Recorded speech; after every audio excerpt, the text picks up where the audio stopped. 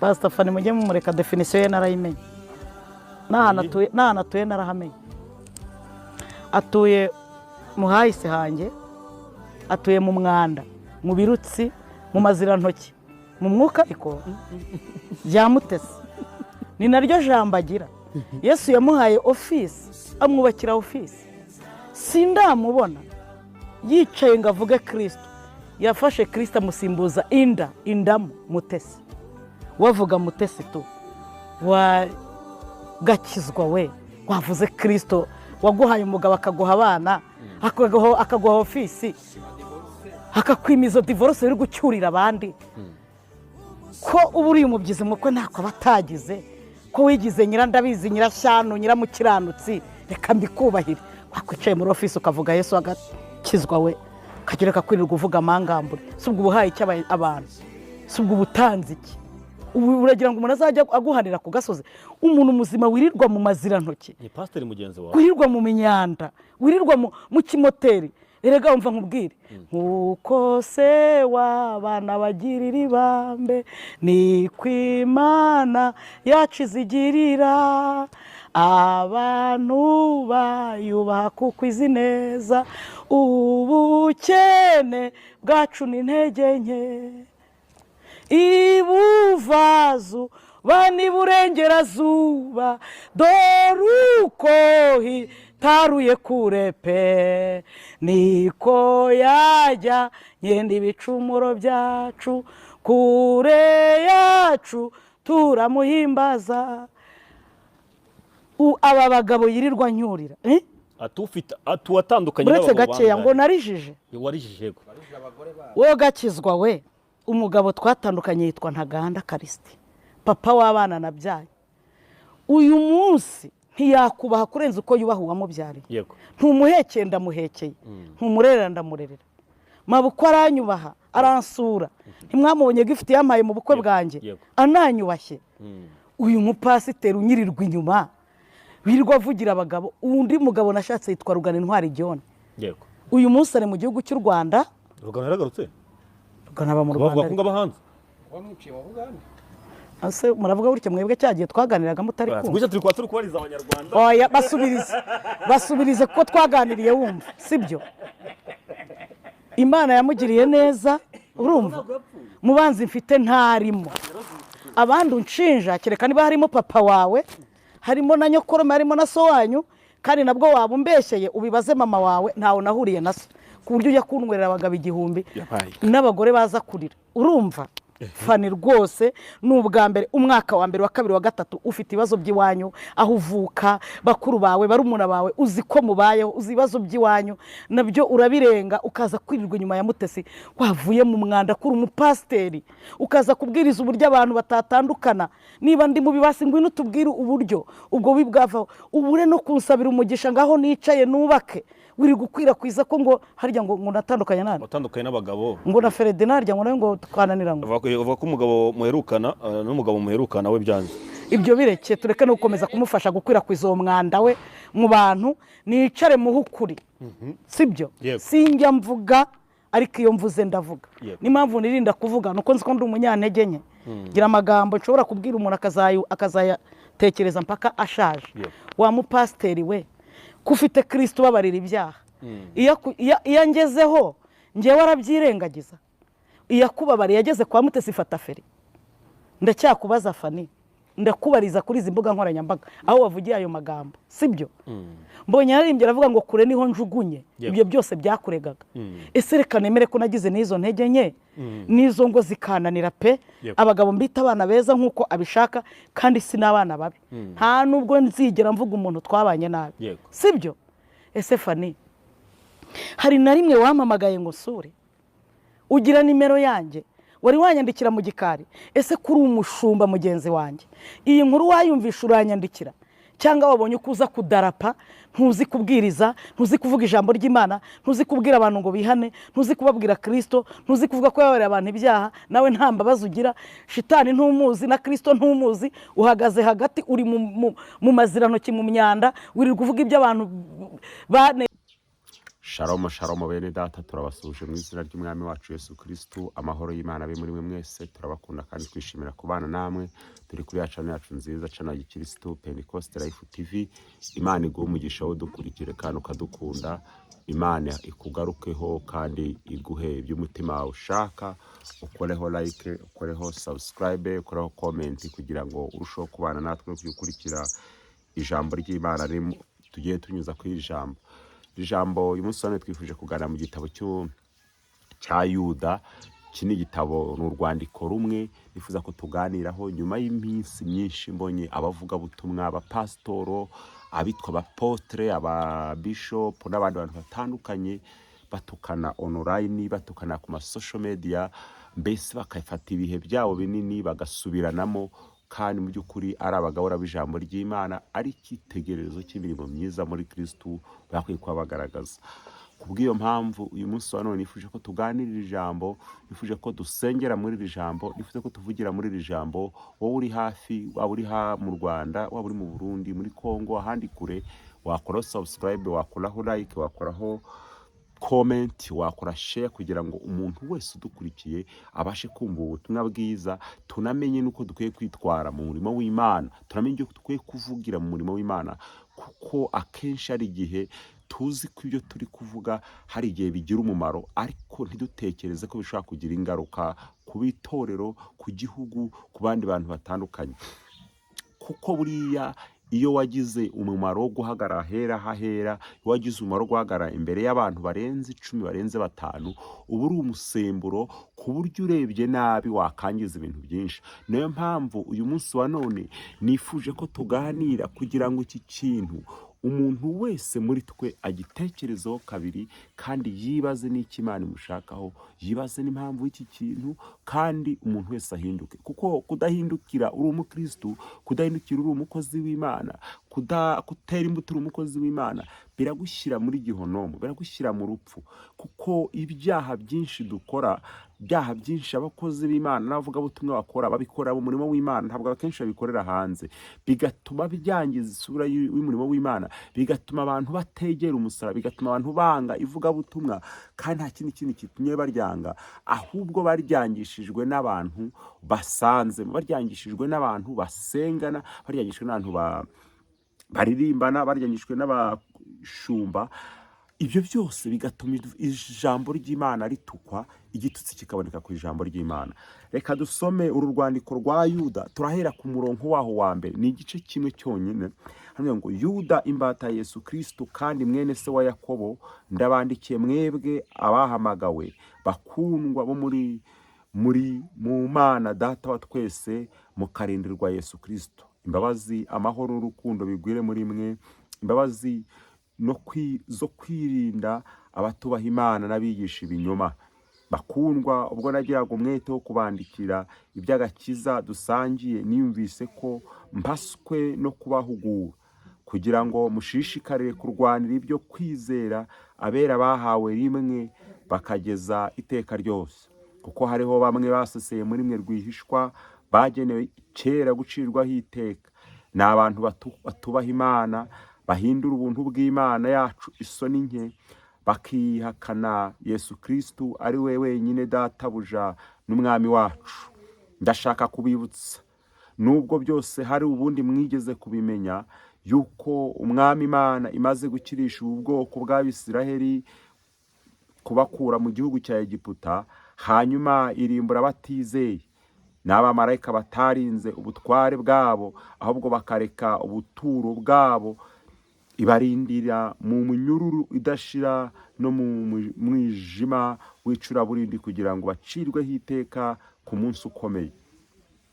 Kandi ni Sodomu na Gomora n'imidugudu yari ihereranye naho, kuko abaho nabo batitanze, bakiha ubusambanyi no kwendana mu buryo bw'imibiri itaremewe, iyo midugudu yashyiriweho kuba akabarore, ihanwa n'umuriro utazima. Murongo wa 8, uko niko na babandi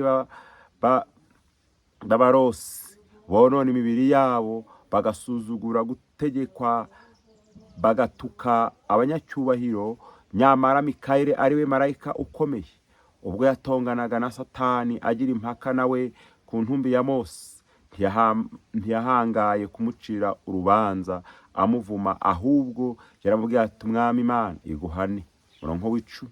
Ariko abo bantu batuka ibyo batazi ndetse n'ibyo bazi, babwirijwe na kamere yabo, barabyiyononesha nk'inyamaswa zitagira ubwenge. Mu 11, bazabona ishyano kuko bagendeye mu nzira ya Kayini, bagahomboka birukanka batirinda, bakiroha mu cyaha cya Balamu wohejwe n'ibigusi, bakarimbukira mu bugome bwa Kora. Umurongo wa 12, abo ni intaza mu isangira ryanyu ryo gukunda, bagisangira namwe ibyiza bigaburira abadatinya. Ni ibicu bitagira amazi bijyanwa hose n'umuyaga, ni ibiti bikokotse bidafite imbuto, byapfuye kabiri byaranduwe. Umurongo wa 13, ni umuraba wo mu nyanja ushega kabiri ifuro, ari ryo biteye isoni byabo.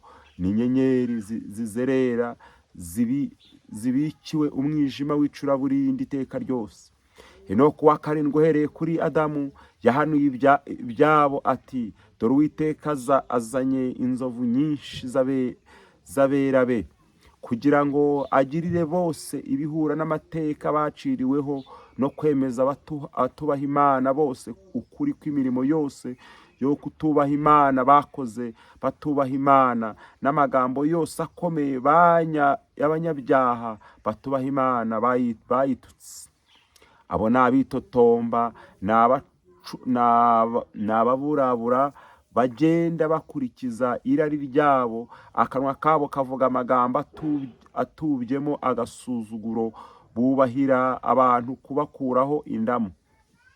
Ariko mwebweho bakundwa, mwibuke amagambo yavuzwe kera n'intumwa z'Umwami wacu Yesu Kristo, uko zababwiye ziti mu gihe cy'imperuka hazabaho abakobanyi bagenda bakurikiza kwifuza kwabo kunyuranye n'iby'Imana.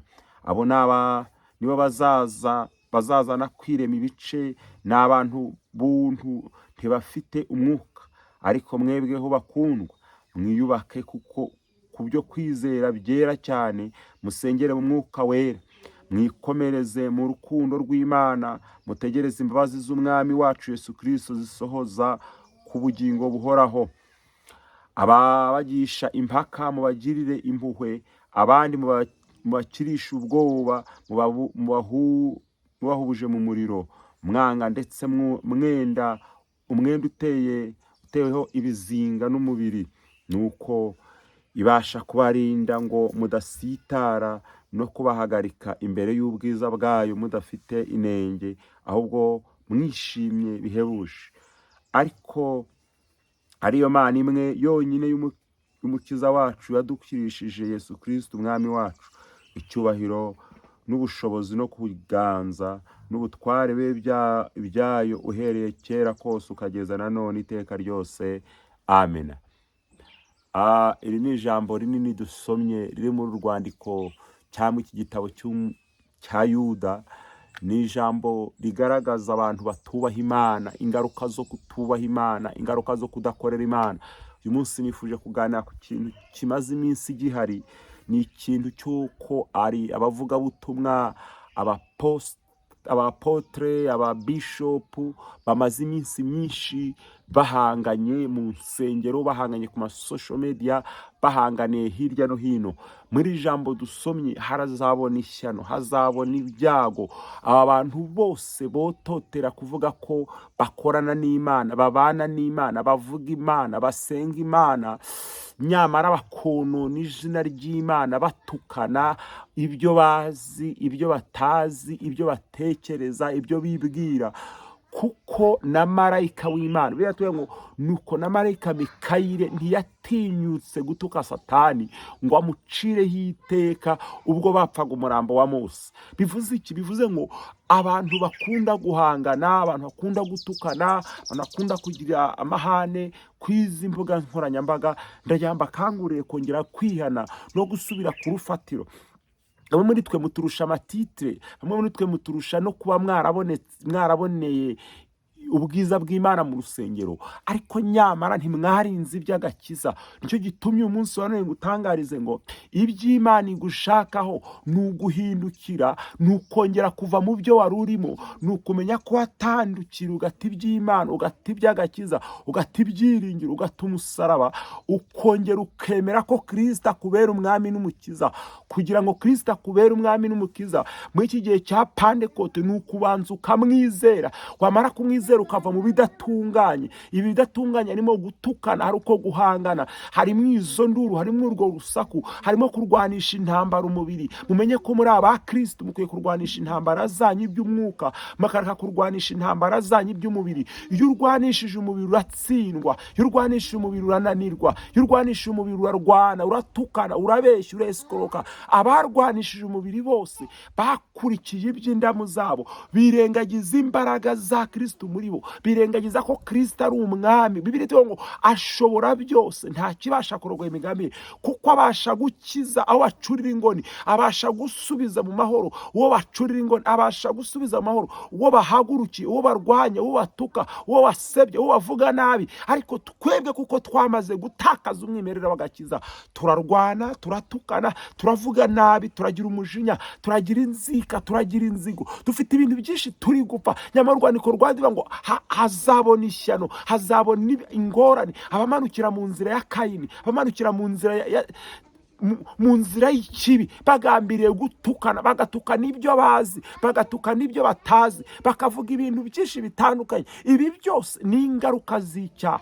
Icyaha nicyo gisubiza umuntu mu ngorane, icyaha nicyo gisubiza umuntu mu makuba, icyaha nicyo gisubiza umuntu gutandukana n'Imana. Mbese iyo umuntu ari kumwe n'Imana hari ibintu byinshi winjiramo birenze ubushobozi bwawe. Nibyo byakururiye abantu benshi kujya mu busambanyi, nibyo bikururiye abantu benshi kujya mu businzi, nibyo bikururiye abantu benshi kujya mu nzangano z'imiryango, iz'ibiseko, mbese bakajya mu bintu byinshi. Dufite abantu benshi bari kurwanira mu nsengero, kandi urusengero hari ahantu ho kuruhukira, hari ahantu ho kumva ijwi ry'Imana, hari ahantu ho kuvugana n'Imana. Umuntu wumvishe icyo Imana imuvuzeho akabohoka, akaba muzima. Ariko hahindutse ahantu h'isenga ry'ibyaha. Reka dusubire mu iri jambo kugira ngo uryumve neza. Bibiliya itubwiye ngo iki? Nyamara hari abantu binjiye muri mwe rwihishwa, baseseyemo. Ugasanga abantu bararwanira amaturo, bararwanira imyambaro, bararwanira ibintu byo mu rusengero, kandi hari ahantu ho kumvira ijambo ry'Imana. Hari ahantu abantu binjira, umuntu wese akaruhuka, umuntu wese muri twe ukurikiye icyo kintu akumva aguwe neza, akumva Kristo amuvuzeho. N'uwari urwaye agataha akize, n'uwari unaniwe akumva hari ijambo rimuhumuriza. Ariko abinjiye mu nzu y'Imana rwihishwa nibo batuzaniye amakuba, bafashe amatitire, bafashe imyambaro, bambaye imisaraba, ariko atari agakiza ka Kristo bambaye muri bo.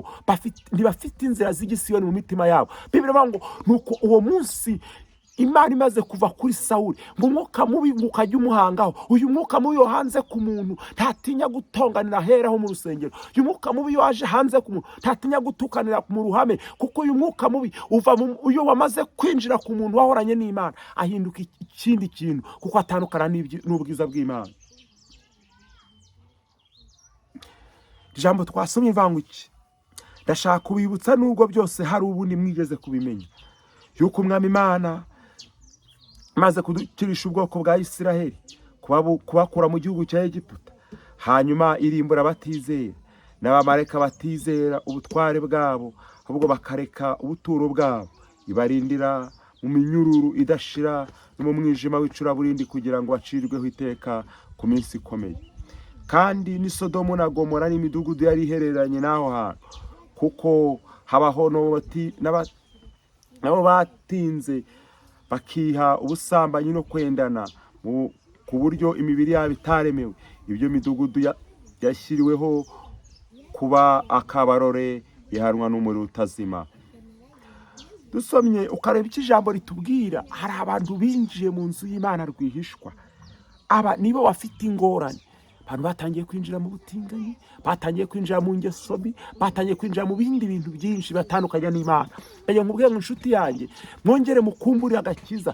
aka gakiza gatanga amahoro, aka gakiza gatanga umunezero, aka gakiza gatanga ibyishimo, aka gakiza gatanga kongera kubohoka, kandi aka gakiza niko gatanga ubuzima bwa none n'ubw'igihe kirekire. Agakiza gatanga ejo bundi, gatanga ibisekuru birenga 7 abantu babohotse. Pawulo ngo ubu numva ibyo abandi batumva, yaramaze kwakira izindi mbaraga. Izi mbaraga zigukura mu byaha, izi mbaraga zigukura mu ngeso mbi, kandi muzibukire. Yemwe abatukanira ku social media muri abakozi b'Imana, muzibukire izo ngeso mbi. N'umwanzi wabinjiriye, n'umwanzi wabagendereye, ashaka gusebya iby'Imana byari biri muri mwe, ashaka gusenya ibiri muri mwe. Pawulo yandikiye Timoteyo amubwiye ngo iki? Ngo uhereye none uzibukire amagambo y'incurabwenge zirwanya iby'Imana. Aba ni abantu babaye mu rusengero, ni abantu bumvisha inzira za Kristo, ni abantu bumvisha inzira z'igisiyoni. Pamara agakiza ndikabinjiremo, kagahaka n'iby'Imana bumvishe, nyamara bakava mu byo bumvishe, bakava mu byo bakiriye, bagasigara mu ngeso mbi.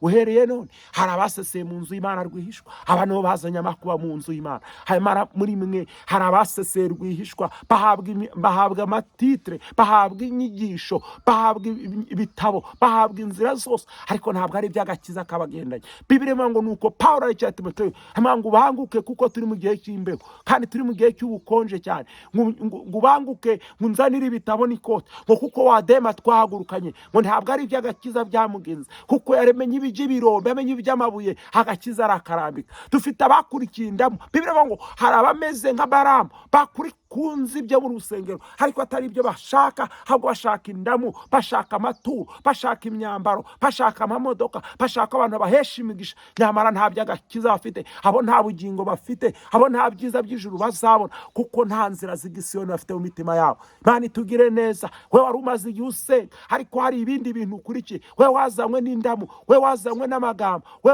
wagize gutukana, we wagize guhangana, we wagize amahane yo mu rusengero. Ntayo nkubwire ngo uhereye none uhindukire, wongere wakire Kristo, wongere umwizere, wongere umurebeho, kuko nukiza, nutanga ubuzima, no murengezi w'ubugingo bwacu.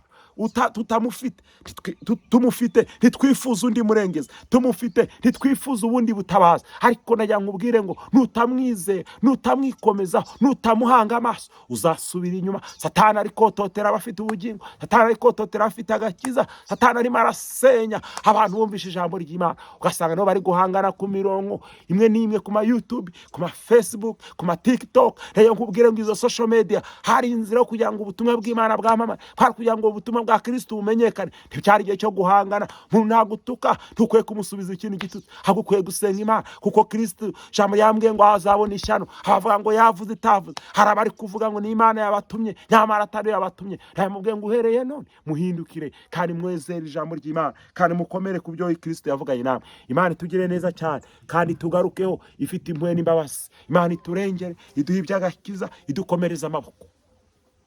Jambo twasomye, Yuda ahuguraga abantu, yabwiraga ko iminsi ya nyuma yazabaho ibihe by'imperuka, hazabaho ibihe by'amakuba, abantu bazaba batizera Imana, kandi baba mu rusengero batuka n'ibyo bazi, abantu batuka n'ibyo batazi, kandi abo bose bazabona ishyano. Kuko na marayika w'Imana, jambo ryatubwiye ngo marayika w'Imana ngo ariwe Mikayeli, ngo yaburanaga na Satani bapfa umurambo wa Mose, ngo ntiyigeze amutuka. Gusa iryo jambo rimwe yamubwiye ngo Uwiteka aguhane, ngo ntiyamucireho urubanza. Nyamara bamwe muri twe mu bashumba baracirana imanza, mu nsengero baracirana imanza, baratukana, baravugana nabi, barahangana, bari mu ntambara zitarangira, zimaze igihe kirekire. Bamwe barajya gusengera abandi ku misozi, babifuriza impfu, babifuriza amakuba, nyamara siyo Uwiteka gushakaho. Ashaka ukiranuka kugeza ku gupfa. Tukaririmba indirimbo y'108, vuga ngo ndi umukristo, nzahora ndiwe mu bintu byose, mu kugeza ku gupfa. Indi mugomba kuririmba mu ruhame, ukaririmba wenyine, ukaririmba aho ukorera, ukaririmba aho utuye, kuko niyo nzira yonyine Kristo dushakaho. Ibindi byose twiruko n'ubusa. Mbabwiye ngo mbahugure bene data, abashumba, pastor, usomye izi nzandiko z'abashumba, hari ikintu bivuga, vuga ngo umuntu azaba inyangamugayo, ntabamukomokaho babinyangamugayo. Mbese uracyari inyangamugayo? Mbese uracyakiranuka? Mbese uracyari ndi by'agakiza? Mbese ibyo uvuga bivuga ubutumwa? Myambarire yawe ivuga ubutumwa? Migendera ivuga ubutumwa? Aho wirirwa havuga ubutumwa? Aho ukorera havuga ubutumwa?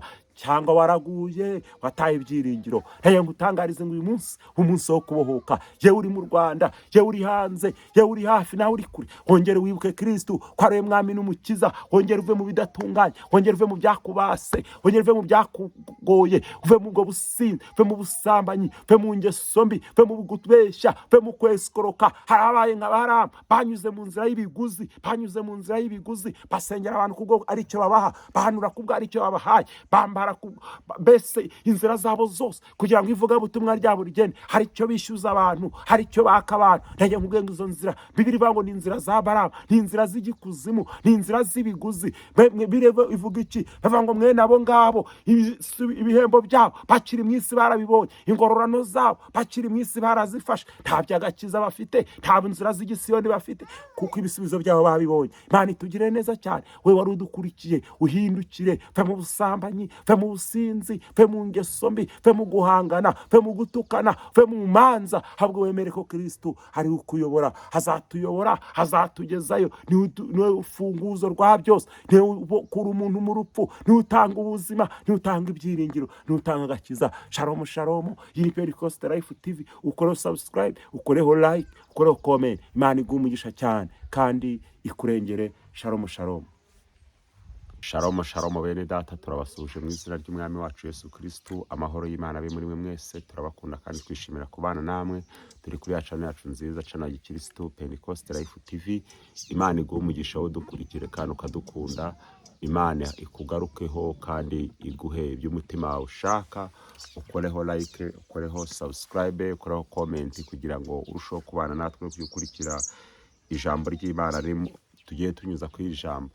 Ijambo uyu munsi twifuje kuganira mu gitabo cya Yuda. Iki ni igitabo, ni urwandiko rumwe nifuza ko tuganiraho nyuma y'iminsi myinshi mbonye abavugabutumwa, abapasitoro, abitwa abapotre, ababishop n'abandi bantu batandukanye batukana online, batukana ku social media, mbese bakayifata ibihe byabo binini bagasubiranamo, kandi mu by'ukuri ari abagabura b'ijambo ry'Imana, ari icyitegererezo cy'imirimo myiza muri Kristo bakwiye kuba bagaragaza. Kubw'iyo mpamvu uyu munsi wa none nifuje ko tuganirira ijambo, nifuje ko dusengera muri iri jambo, nifuje ko tuvugira muri iri jambo. Wowe uri hafi, waba uri mu Rwanda, waba uri mu Burundi, muri Kongo, ahandi kure, wakora subscribe, wakoraho like, wakoraho comment, wakora share kugira ngo umuntu wese udukurikiye abashe kumva ubutumwa bwiza. Tunamenye nuko dukwiye kwitwara mu murimo w'Imana, tunamenye uko dukwiye kuvugira mu murimo w'Imana, kuko akenshi ari igihe tuzi ko ibyo turi kuvuga hari igihe bigira umumaro, ariko ntidutekereze ko bishobora kugira ingaruka ku bitorero, ku gihugu, ku bandi bantu batandukanye. Kuko buriya iyo wagize umumaro wo guhagarara hera hahera, iyo wagize umumaro wo guhagarara imbere y'abantu barenze 10, barenze 5, uba uri umusemburo ku buryo urebye nabi wakangiza ibintu byinshi. Niyo mpamvu uyu munsi wa none nifuje ko tuganira kugira ngo iki kintu umuntu wese muri twe agitekerezaho kabiri, kandi yibaze n'iki Imana imushakaho, yibaze n'impamvu y'iki kintu, kandi umuntu wese ahinduke. Kuko kudahindukira uri umukristo, kudahindukira uri umukozi w'Imana, kutera imbuto uri umukozi w'Imana, biragushyira muri gihonomo, biragushyira mu rupfu.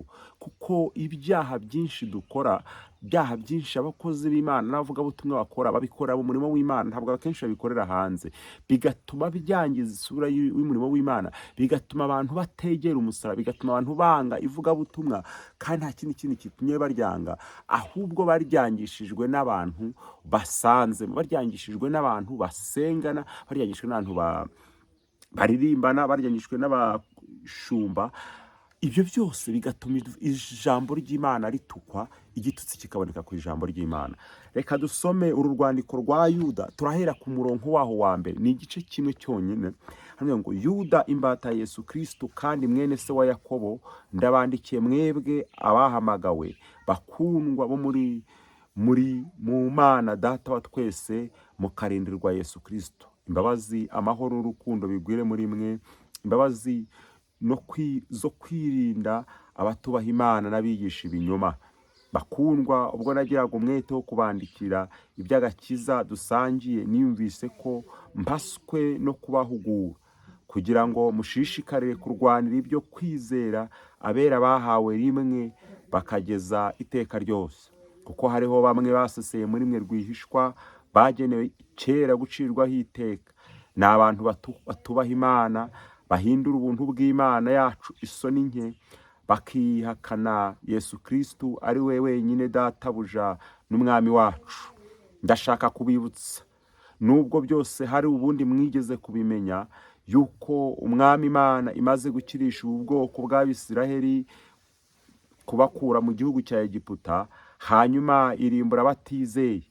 N'abamarayika batarinze ubutware bwabo, ahubwo bakareka ubuturo bwabo, ibarindira mu munyururu idashira no mu mwijima w'icuraburindi, kugira ngo bacirweho iteka ku munsi ukomeye. Kandi ni Sodomu na Gomora n'imidugudu yari ihereranye naho, kuko abaho nabo batitanze bakiha ubusambanyi no kwendana mu buryo bw'imibiri itaremewe, iyo midugudu yashyiriweho kuba akabarore, ihanwa n'umuriro utazima. Murongo wa 8. Uko niko na ba bandi b'abarosi bonona imibiri yabo, bagasuzugura gutegekwa, bagatuka abanyacyubahiro. Nyamara Mikayeli ari we marayika ukomeye, ubwo yatonganaga na Satani agira impaka nawe ku ntumbi ya Mose, ntiyahangaye kumucira urubanza amuvuma, ahubwo yaramubwiye ati umwami Imana iguhane. Murongo w'10. Ariko abo bantu batuka ibyo batazi ndetse n'ibyo bazi, babwirijwe na kamere yabo, barabyiyononesha nk'inyamaswa zitagira ubwenge. Mu 11. Bazabona ishyano kuko bagendeye mu nzira ya Kayini, bagahomboka birukanka batirinda, bakiroha mu cyaha cya Baramu wohejwe n'ibigusi, bakarimbukira mu bugome bwa Kora. Murongo wa 12. Abo ni intaza mu isangira ryanyu ryo gukunda, bagisangira namwe ibyiza bigaburira abadatinya. Ni ibicu bitagira amazi bijyanwa hose n'umuyaga, ni ibiti bikokotse bidafite imbuto, byapfuye kabiri byaranduwe. Murongo wa 13. Ni umuraba wo mu nyanja ushega kabiri ifuro, ari ryo biteye isoni byabo. Ni inyenyeri zizerera zibikiwe umwijima w'icuraburindi iteka ryose. Henoko wa 7 uhereye kuri Adamu yahanuye ibyabo ati, dore Uwiteka azanye inzovu nyinshi z'abera be, kugira ngo agirire bose ibihura n'amateka baciriweho, no kwemeza abatubaha Imana bose ukuri kw'imirimo yose yo kutubaha Imana bakoze batubaha Imana, n'amagambo yose akomeye y'abanyabyaha batubaha Imana bayitutse. Abo ni abitotomba, ni ababurabura, bagenda bakurikiza irari ryabo. Akanwa kabo kavuga amagambo atubyemo agasuzuguro, bubahira abantu kubakuraho indamu. Ariko mwebweho bakundwa, mwibuke amagambo yavuzwe kera n'intumwa z'umwami wacu Yesu Kristo, uko zababwiye ziti, mu gihe cy'imperuka hazabaho abakobanyi, bagenda bakurikiza kwifuza kwabo kunyuranye n'iby'Imana. Abo nibo bazazana kwirema ibice, n'abantu buntu ntibafite umwuka. Ariko mwebweho bakundwa, mwiyubake kuko ku byo kwizera byera cyane, musengere mu mwuka wera, mwikomereze mu rukundo rw'Imana, mutegereze imbabazi z'umwami wacu Yesu Kristo zisohoza ku bugingo buhoraho. Ababagisha impaka mubagirire impuhwe, abandi mubakirisha ubwoba, mubahubuje mu muriro, mwanga ndetse umwenda uteweho ibizinga n'umubiri, nuko ibasha kubarinda ngo mudasitara, no kubahagarika imbere y'ubwiza bwayo mudafite inenge, ahubwo mwishimye bihebuje.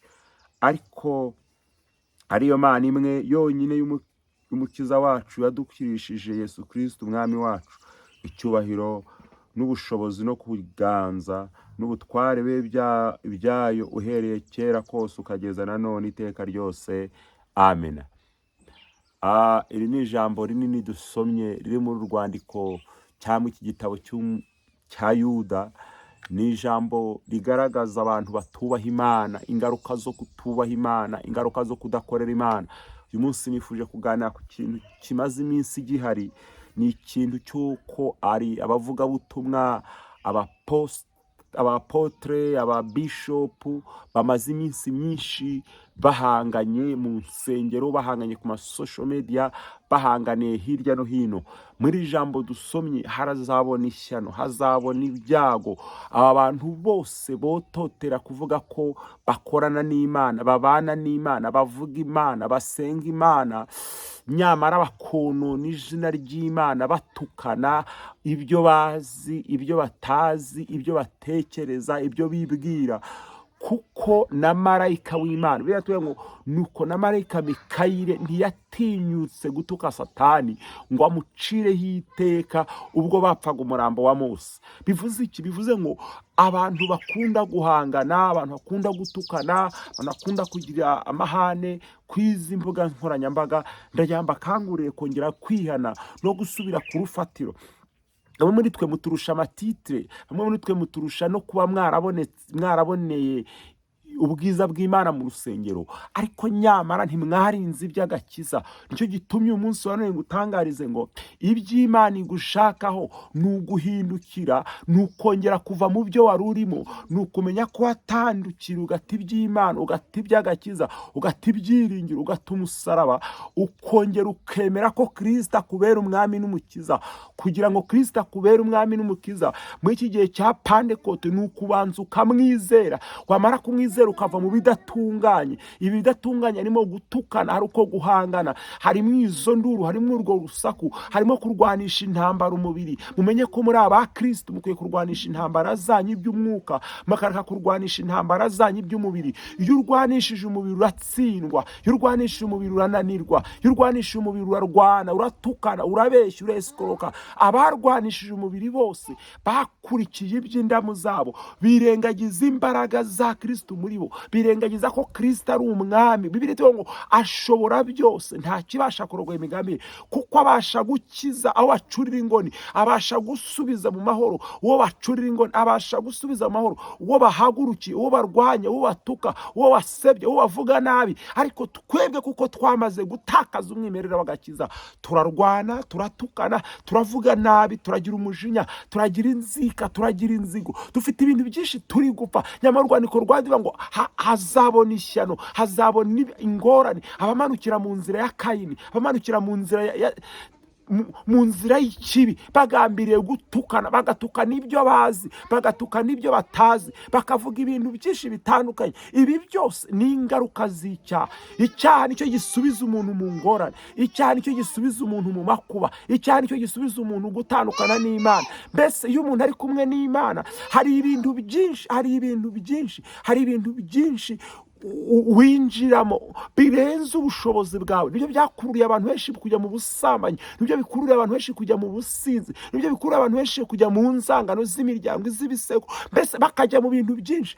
Dufite abantu benshi ari kurwanira mu nsengero, kandi urusengero hari ahantu ho kuruhukira, hari ahantu ho kumva ijwi ry'Imana, hari ahantu ho kuvugana n'Imana. Umuntu wumvisha icyo Imana imuvuzeho akabohoka, akaba muzima. Ariko hahindutse ahantu h'isenga ry'ibyaha.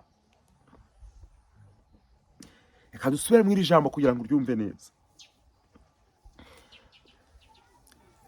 Bibiliya itubwiye ngo iki?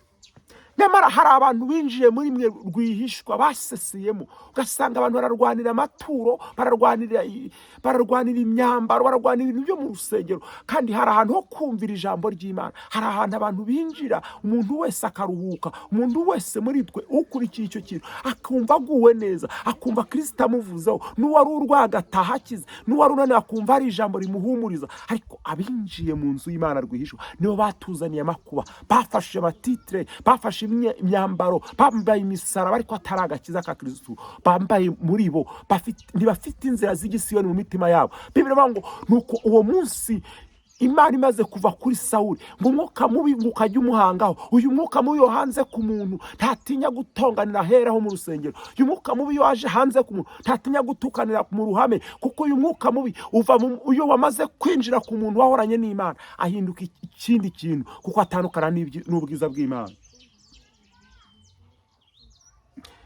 Ijambo twasomye ivangu iki, ndashaka kubibutsa nubwo byose hari ubundi mwigeze kubimenya, yuko Umwami Imana maze kudukirisha ubwoko bwa Isiraheli, kubakura mu gihugu cya Egiputa, hanyuma irimbura abatizera n'abamarayika batizera ubutware bwabo, ahubwo bakareka ubuturo bwabo, ibarindira mu minyururu idashira no mu mwijima w'icuraburindi, kugira ngo bacirweho iteka ku minsi ikomeye. Kandi ni Sodomu na Gomora n'imidugudu yari ihereranye n'aho hantu, kuko habaho nabo batinze bakiha ubusambanyi no kwendana ku buryo imibiri yabo itaremewe. Ibyo midugudu yashyiriweho kuba akabarore, ihanwa n'umuriro utazima. Dusomye ukareba icyo ijambo ritubwira, hari abantu binjiye mu nzu y'Imana rwihishwa. Aba nibo bafite ingorane. Abantu batangiye kwinjira mu butinganyi, batangiye kwinjira mu ngeso mbi, batangiye kwinjira mu bindi bintu byinshi batandukanye n'Imana. Ndagira nkubwire mu nshuti yanjye, mwongere mukumbure agakiza. Aka gakiza gatanga amahoro, aka gakiza gatanga umunezero, aka gakiza gatanga ibyishimo, aka gakiza gatanga kongera kubohoka. Kandi aka gakiza niko gatanga ubuzima bwa none n'ubw'igihe kirekire. Agakiza gatanga ejo bundi, gatanga ibisekuru birenga 7, abantu babohotse. Pawulo yavuga ubu numva ibyo abandi batumva, yaramaze kwakira izindi mbaraga. Izi mbaraga zigukura mu byaha, izi mbaraga zigukura mu ngeso mbi, kandi muzibukire. Yemwe abatukanira ku social media muri abakozi b'Imana, muzibukire izo ngeso mbi. N'umwanzi wabinjiriye, n'umwanzi wabagendereye, ashaka gusebya iby'Imana byari biri muri mwe, ashaka gusenya ibiri muri mwe. Pawulo yandikiye Timoteyo amubwiye ngo iki, ngo uhereye none uzibukire amagambo y'incurabwenge zirwanya iby'Imana. Aba ni abantu babaye mu rusengero, ni abantu bumvisha inzira za Kristo, ni abantu bumvisha inzira z'igisiyoni. Pamara agakiza ndikabinjiremo, kagahaka n'iby'Imana bumvishe, nyamara bakava mu byo bumvishe, bakava mu byo bakiriye, bagasigara mu ngeso mbi.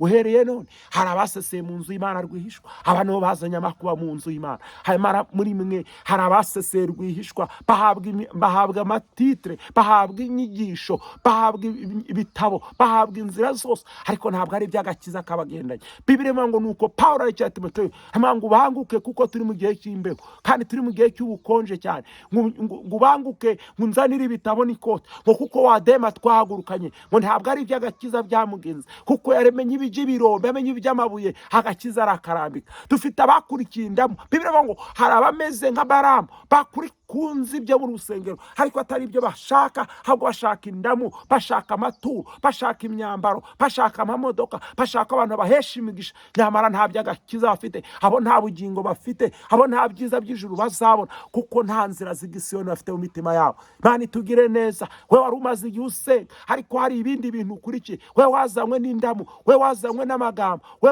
wagize gutukana, we wagize guhangana, we wagize amahane yo mu rusengero. Ntayo nkubwire ngo uhereye none uhindukire, wongere wakire Kristo, wongere umwizere, wongere umurebe, kuko niukiza, niutanga ubuzima, niwo murengezi w'ubugingo bwacu.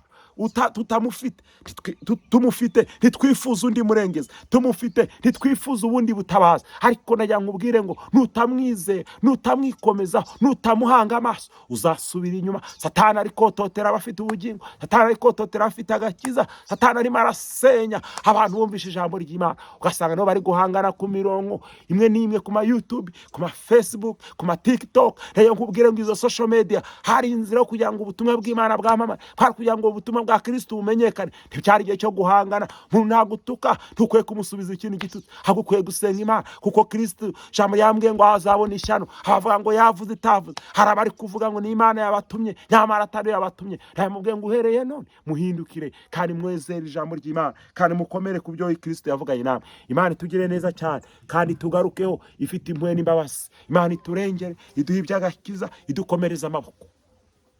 ijambo twasomye Yuda yahuguraga abantu yabwiraga ko iminsi ya nyuma yazabaho ibihe by'imperuka, hazaba ibihe by'amakuba, abantu bazaba batizera Imana kandi baba mu rusengero batukana ibyo bazi, abandi batukana ibyo batazi, kandi abo bose bazabona ishyano, kuko na marayika w'Imana, ijambo ryatubwiye ngo marayika w'Imana ngo ariwe Mikayeli, ngo yaburanaga na Satani bapfa umurambo wa Mose, ngo ntiyigeze amutuka, gusa iryo jambo rimwe yamubwiye ngo Uwiteka aguhane, ngo ntiyamucireho urubanza. Nyamara bamwe muri twe mu bashumba baracirana imanza, mu nsengero baracirana imanza, baratukana, baravugana nabi, barahangana, bari mu ntambara zitarangira zimaze igihe kirekire. Bamwe barajya gusengera abandi ku misozi, babifuriza impfu, babifuriza amakuba. Nyamara siyo Uwiteka gushaka, ashaka ukiranuka kugeza ku gupfa. Tukaririmba indirimbo y'108 vango ngende umukristo nzahora ndiwe mu bintu byose mu kugeza ku gupfa. Iyi ndirimbo ugomba kuririmba mu ruhame, ukayiririmba wenyine, ukayiririmba aho ukorera, ukayiririmba aho utuye, kuko niyo nzira yonyine Kristo adushakaho. Ibindi byose twirukona ubusa. Mabwiye ngo mbahugure bene data, abashumba, pastor, usomye izi nzandiko z'abashumba, hari ikintu bivuga vango umuntu azaba inyangamugayo, n'abamukomokaho b'inyangamugayo. Mbese uracyari inyangamugayo? Mbese uracyakiranuka? Mbese uracyari ndi by'agakiza? Mbese ibyo uvuga bivuga ubutumwa? Myambarire yawe ivuga ubutumwa? Migendere yawe ivuga ubutumwa? Aho wirirwa havuga ubutumwa? Aho ukorera havuga ubutumwa?